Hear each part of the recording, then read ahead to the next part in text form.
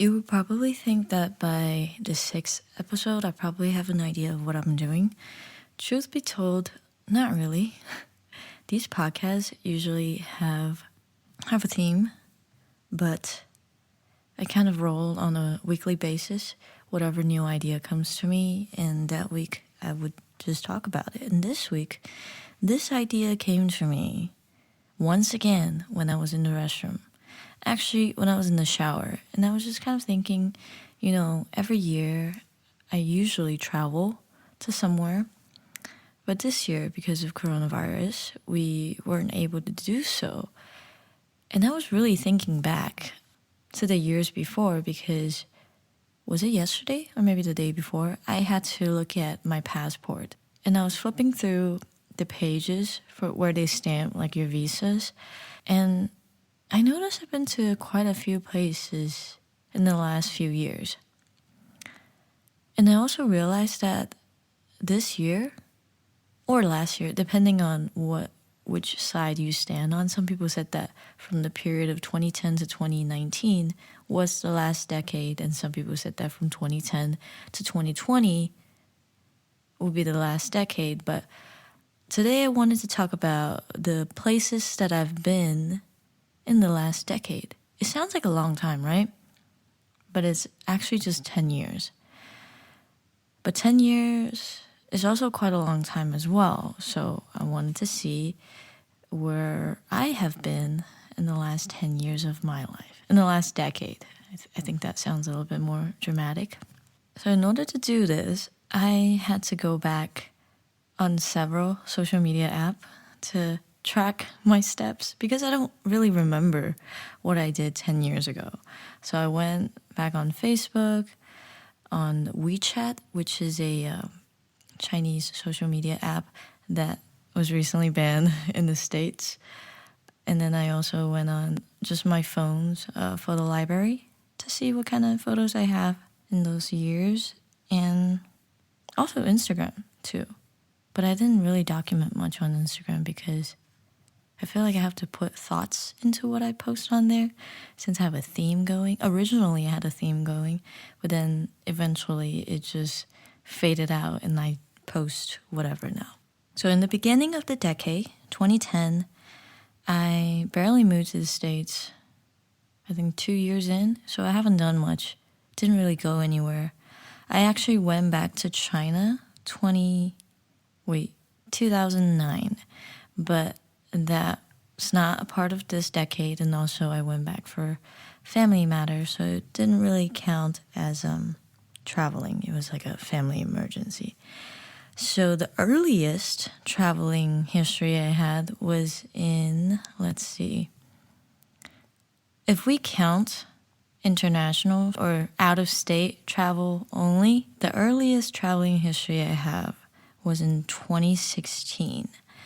I actually went back to China the second time since I went back in 2009, which was a long time for me. So I was really, really excited about that day. I vividly remember the day I left and the day I came back. I left on May 19th and I came back July 5th that year. And I actually went to several places. I don't know, is it because we haven't been back in a long time, so we decided to hit multiple cities at once. But my hometown is actually in Guangzhou. It's a city in the south, just a few hours away from Hong Kong. A lot of people know Hong Kong more than Guangzhou. I think we flew to Guangzhou, we landed there. We kind of split up because I went there first, and then my family came along with me. I think I went there first because at the time I was already in college and I got out a lot sooner than my sister did, and my mom had to stay behind to wait for my sister.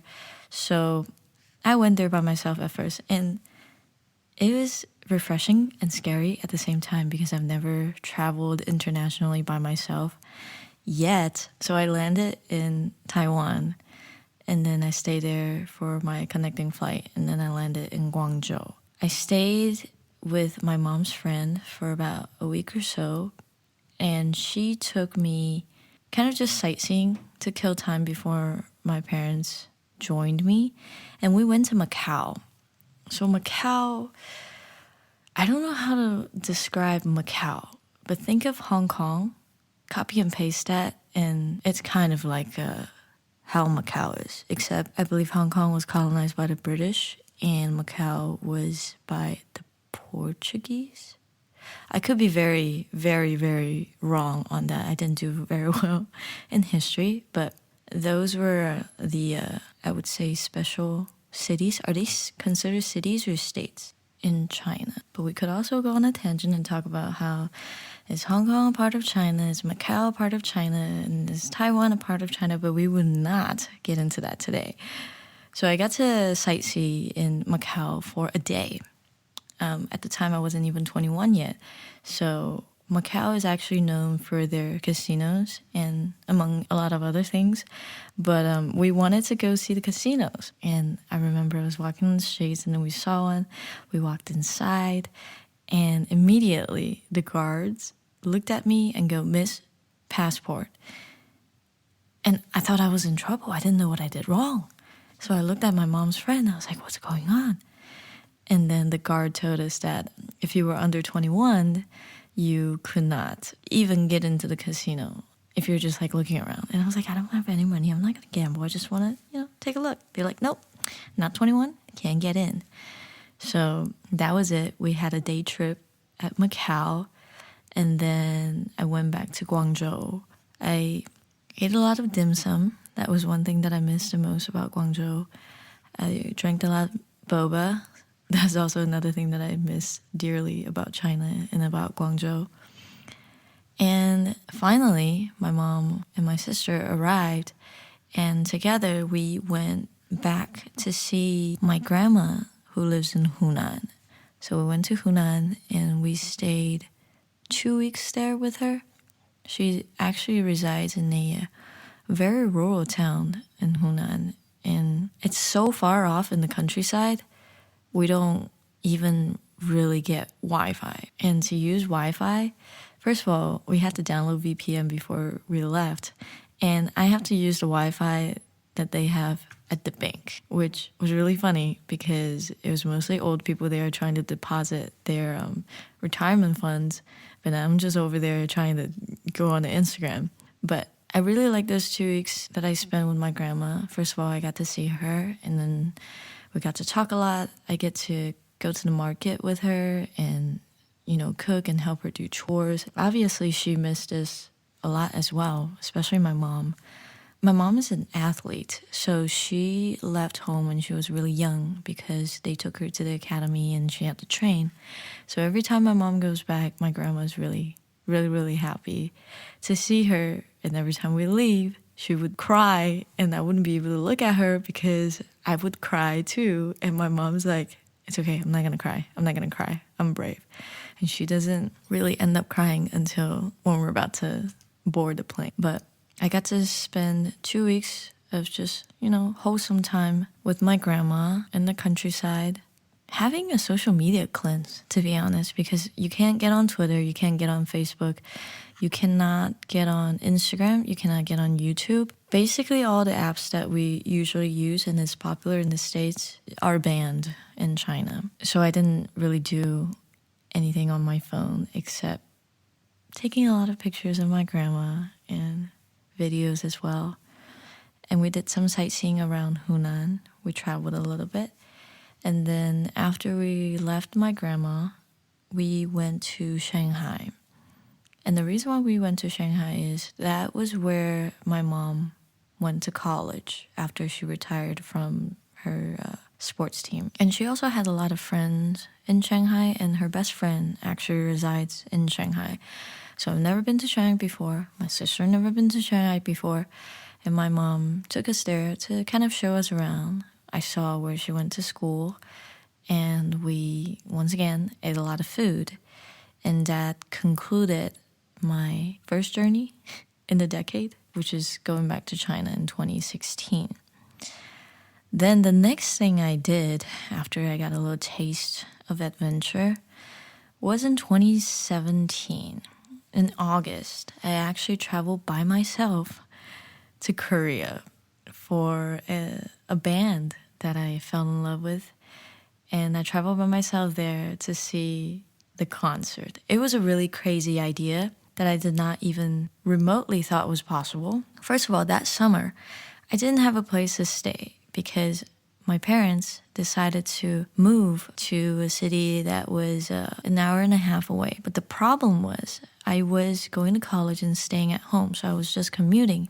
But now that they moved, I had to go find an apartment by myself. And the time frame when we moved was very awkward because the leasing terms for the apartments around my college, college is just kind of by school terms, and the leasing terms were designed to fit that. So the students would come in and get out when people graduate, and then new people will come in.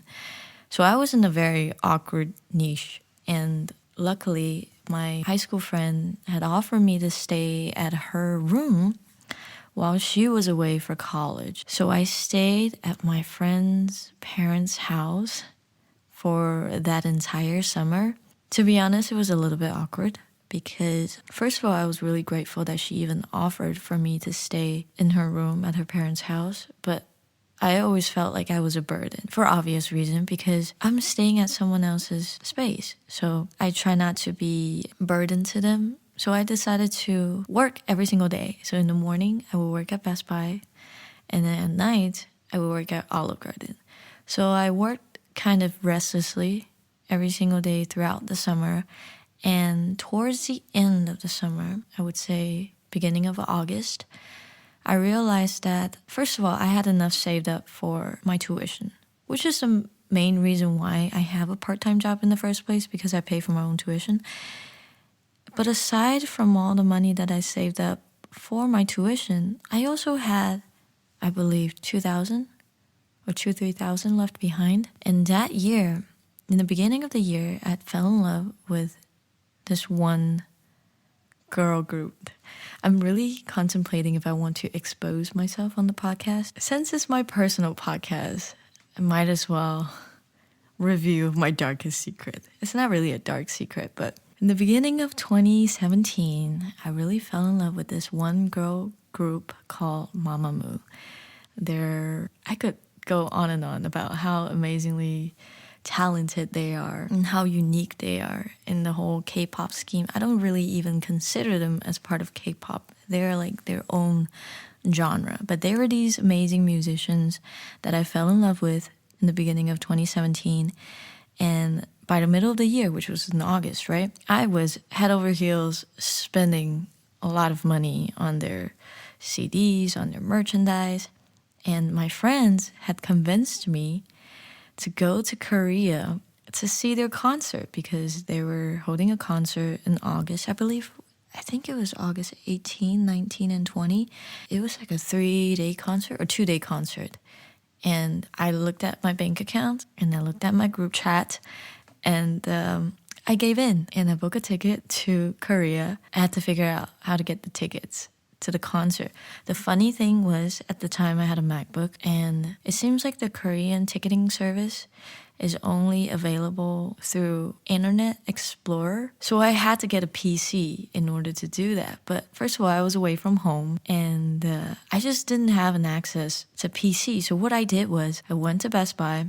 I bought the cheapest Chromebook there is. And that night I booked 2 tickets. I think it was for 2 nights. 2 tickets, both in the front, in the standing area. And then I returned the laptop the next day. So I basically bought a laptop for the purpose of booking the ticket, and then I returned it after the deed was done. So I booked my ticket, got my concert tickets, and I flew by myself the first time to Korea. I landed in Seoul, and at the time, I was taking Korean 1 in college as my language class. I could read a little bit.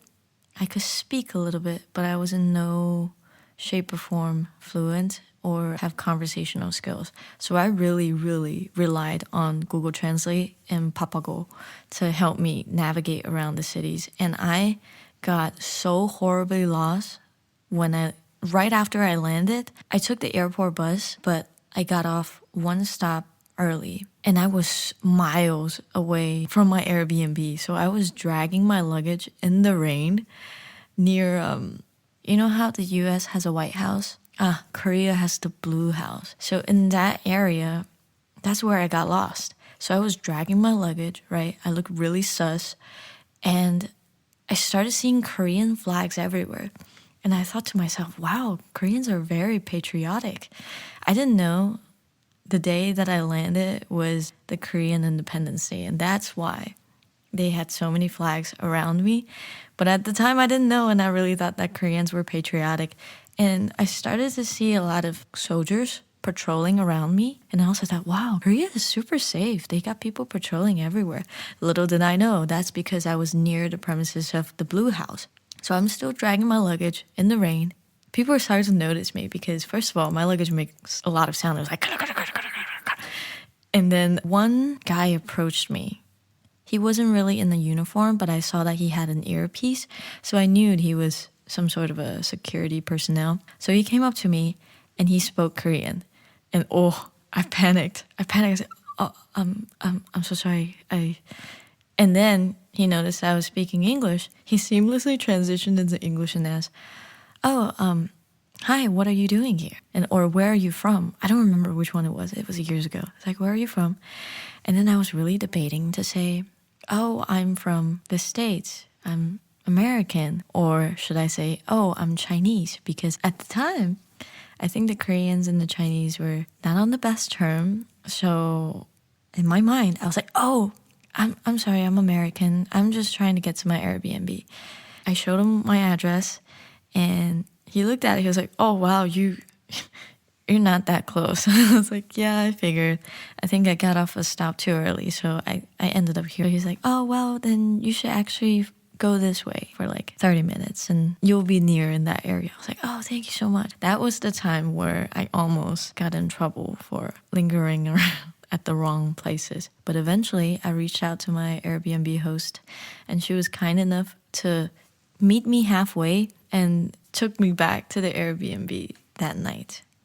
So my first day was rough, but then after that, I was able to meet up with the rest of my friends. And then all together, we stayed at an Airbnb.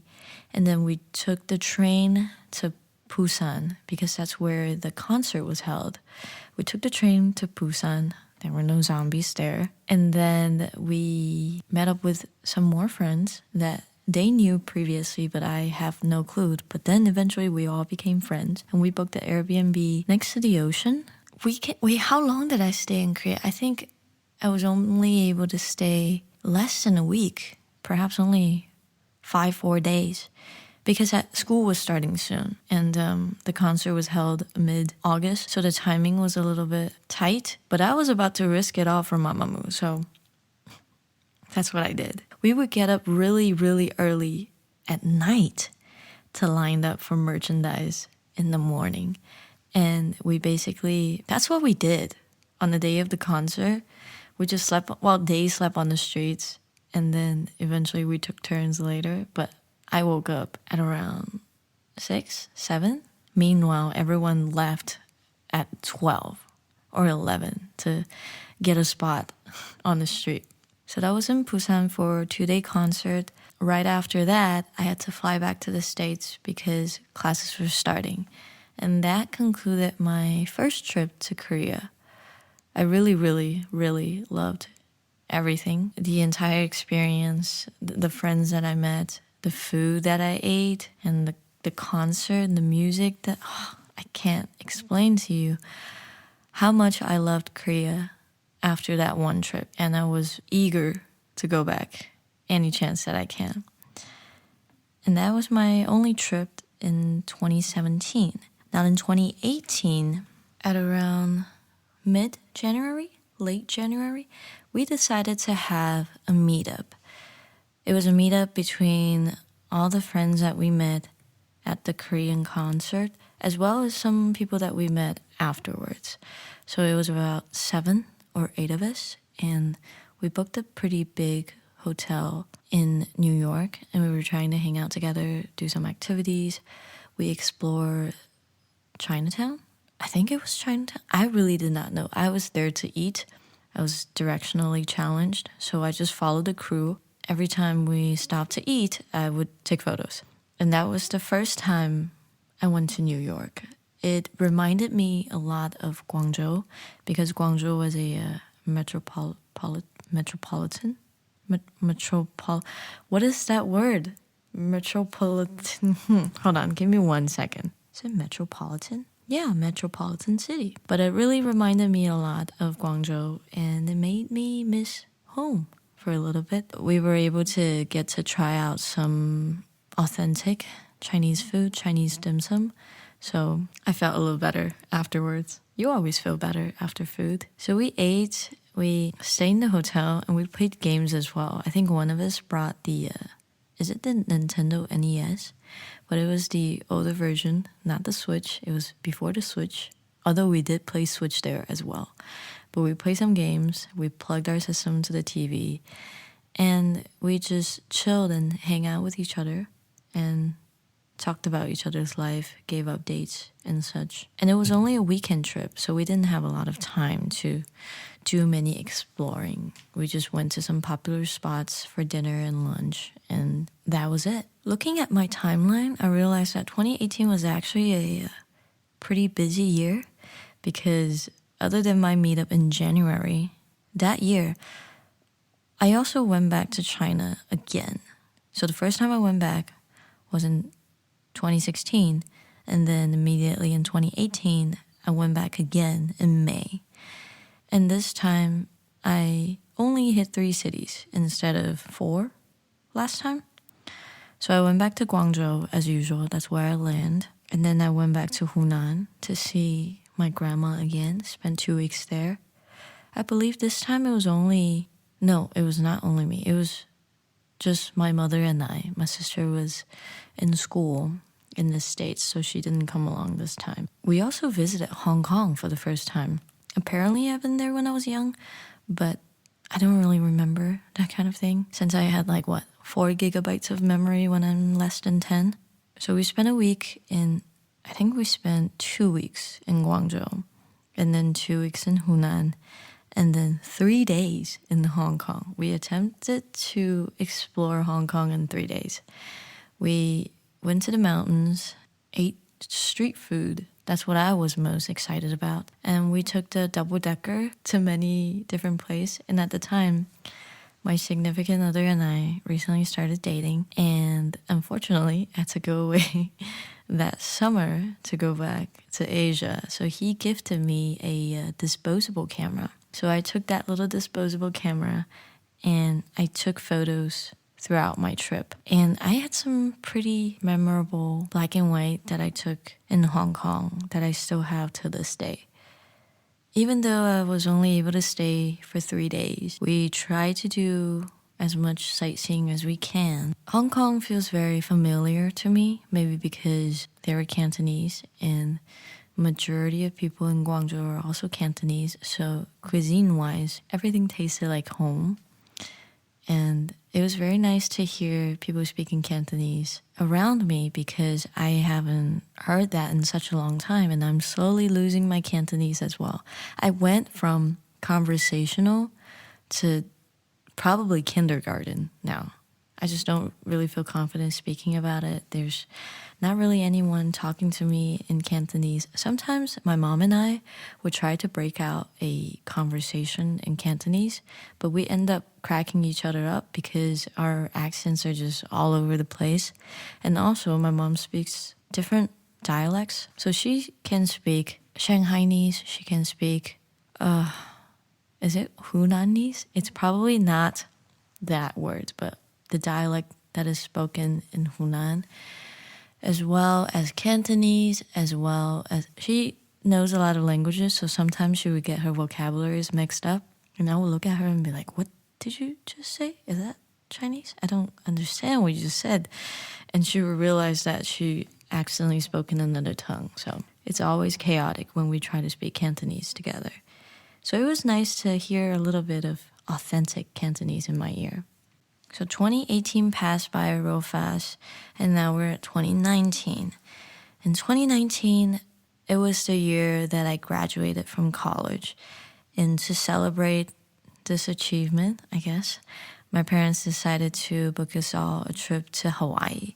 So we stayed in Hawaii for about 2 weeks in the middle of June after my sister was done with school and my mom was done with work and my dad was able to put in 2 weeks for his vacation time.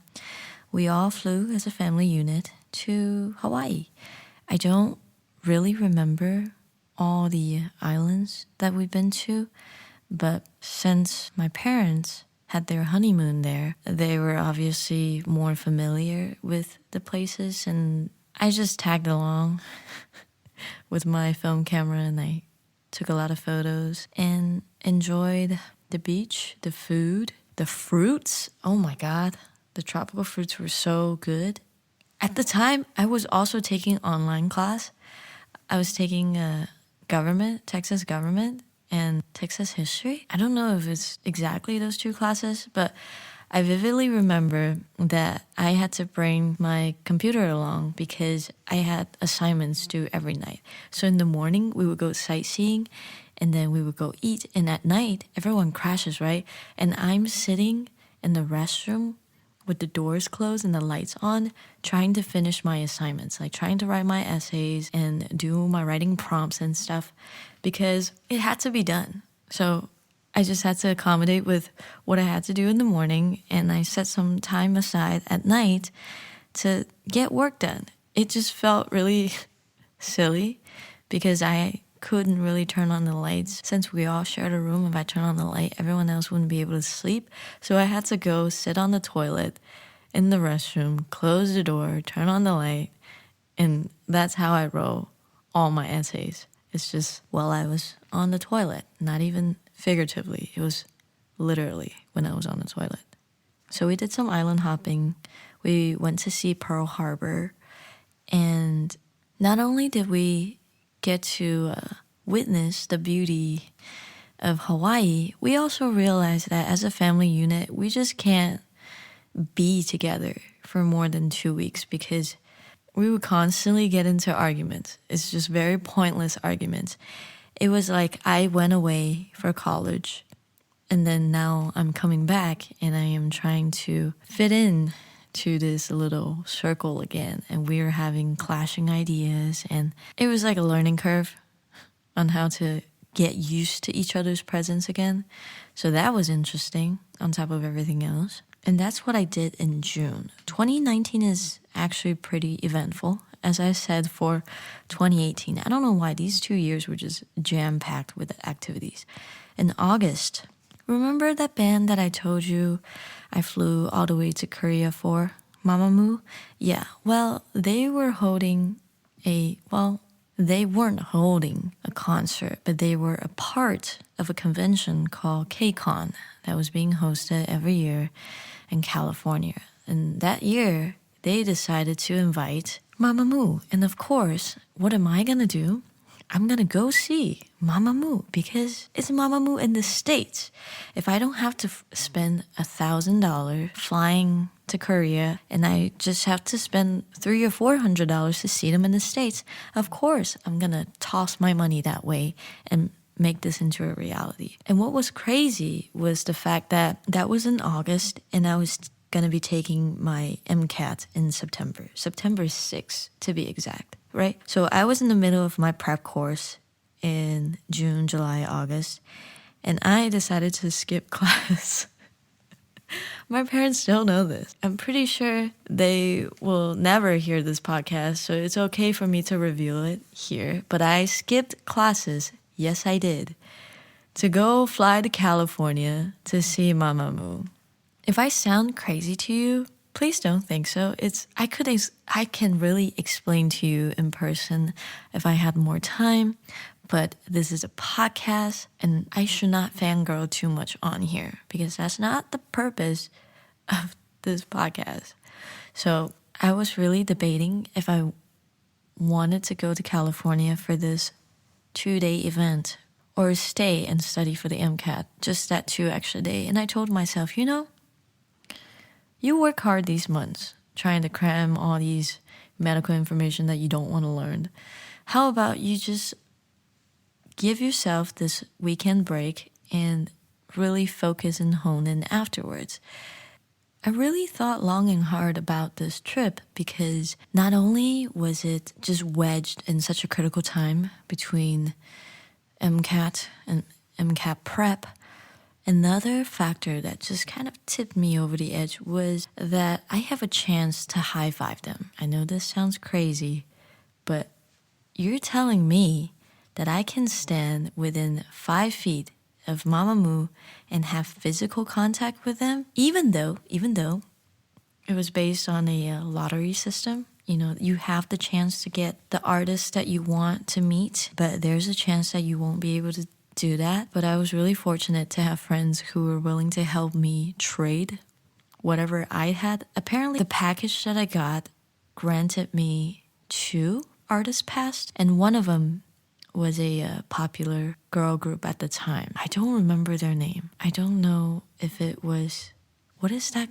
group's name? Something icy? ITZY. I don't remember if I had ITZY or that it was a temporary group.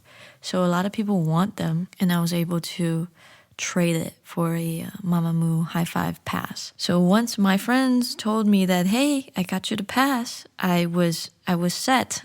1 foot was already in the plane. I told my conscience, just get away for a weekend, work hard, play hard. It will be worth it. It will be worth it. And I'm so glad that I did not skip that trip because, first of all, I got to meet Mamamoo in person, high-fived them, saw them in the concert afterwards. And secondly, and more importantly, it's funny how we all went for a group for a concert, but then the relationships that were built has lasted till this day. And we don't just talk about Mamamoo. We talk about our life, our jobs, and they really give me valuable input on some things that I can't really decide for myself. So I'm very, very grateful for that. And because of this California trip, in September, I actually flew out to Florida again to meet up with 2 of them because we realized that the entire weekend that we spent in California, it was so chaotic. We didn't really get to know each other. So that weekend, it was a healing trip for all of us. And we got to spend hours at the beach. We played catch in the ocean. Was it an ocean? I think it was an ocean. We played catch in the ocean for hours. And wait, hold on, let me not share this. This is TMI, but let's just say that I was not in my best condition to be in the waters, but it was so fun that I didn't even realize that I was in the water for hours. And when we went back to our hotel, we just all knocked out. And then the next day, we got some drinks, just sat on the couch and talked about some things we wanted to get off our chest. And the reason why this trip felt a lot different than the Cali trip was because the California weekend trip felt more like a Mamamoo event. There were so many of us crammed in one hotel room. Weren't really any chances to make any connections with each other. And it also, because of the number of people that were living in that apartment, it led to a lot of misunderstanding. So most of us didn't really end on a good term, but this small group that I had, we were really able to branch out and just deepen our relationship through our Florida healing trip. Then in December of 2019, yes, we're still in 2019, I went with my boyfriend to go back to Korea again, second time around. And this time I'm going back with someone else, so I'm a lot less stressed and a lot more comfortable. And initially we went back to Seoul, and then we went back to his hometown. And then we had a family trip with his family as well to go to the Jeju Island, which is crowned as the Hawaii of Korea, I believe. Please correct me if I'm incorrect. I got to eat a lot of food, a lot of meat, a lot of spicy tteokbokki. And my favorite food from Korea during this trip was gukbap, which is imagine a soup, a stew, but with rice in it. It's one of my all-time favorite food amongst everything that's included in the Korean cuisine. And after we got back from Jeju Island, my boyfriend and I went to Japan. Not quite for sightseeing, it was actually for a documentary project that we were working on. We wanted to document the lives in a city called Fukushima that had suffered a nuclear disaster in 2011. So we went there to kind of document how the reconstruction is coming along and in general the life that has been left behind. And we stayed about a week there, and every day we would drive to different locations to take photos, and we basically lived on the road, and we survived off of Lawson, which is like their 7-Eleven convenience store stops everywhere. And they have their convenience store food is just so much better than school lunch. So we really survived off of rice balls and bento boxes. It was tiring. It was mentally exhausting, but it felt really fulfilling. And as the ending trip to this decade, it was very meaningful for both of us because of the purpose behind this trip. So after we got back from Japan, we flew back to the US because that's where we were residing and that's where he was continuing his education. And then 2 months later, coronavirus hit and 2020 just spiraled down into a black hole. So that's where we're at right now. But these are all the places that I've been in the last decade. I haven't really sat down and thought about all the places I've been. And I mentioned earlier that my mother is an athlete. And as an athlete, she actually got to travel around the world. So I always envied her for being able to have those experiences to see everything. And looking at my travel history, even though I haven't been to different places, I just always go back to Korea, always go back to China, always go back to Guangzhou. I hope in the future, once the world is a lot more safe, I will be able to travel to different countries as well. I really want to go to Iceland, in Spain, Ireland, hopefully one day in Australia as well. I just really want to see the world. And every time I travel to a different place, it really opened my mind and allowed me to see different perspectives and different cultures and the way how different people think. And I feel inspired by them. So I hope I can do more traveling before I get too old or too busy, too involved in whatever I'm working on career-wise. And I think you should too. You know, there's a lot out there. If you can't travel internationally, I would suggest you to try to travel to another state because even within the United States, there are so many different subculture that I haven't explored yet. And I would be very excited to, hopefully, to be able to see all 50 states. Perhaps I can do a road trip with friends as well. Road trip is always more interesting than just flying alone because when you're on a road trip, you can stop by different places and you really get to see the scenery passing by you. There's really a lot out there and you just have to go see it before it goes away. Looking back at these trips really got me itching to travel, but at the moment it's still not very safe to do so. And I hope even though different areas are lifting the quarantine restriction, I hope that you're still staying safe. Wash your hands, wear your masks, and travel when it's safe to, because nowhere is worth risking your lives for. But you should see the world when you get the chance to. Thank you for jogging down the memory lane with me today. I hope this inspires you to look back at all the places that you've been in the past and the sceneries that you've witnessed with your own eyes. And I hope that they will bring you some happy memories and happy vibes despite living in this stressful time right now. Even though we're stuck at the moment, the situation is not permanent and it won't be here forever. Let's look forward to the future where everything is open again. And in the meantime, it doesn't hurt to look at some old photos or old videos that you took while you were on your trip. So thank you for tuning in to the 6th episode of Lactose Intolerant. And I will see you next week on more nonsense topics.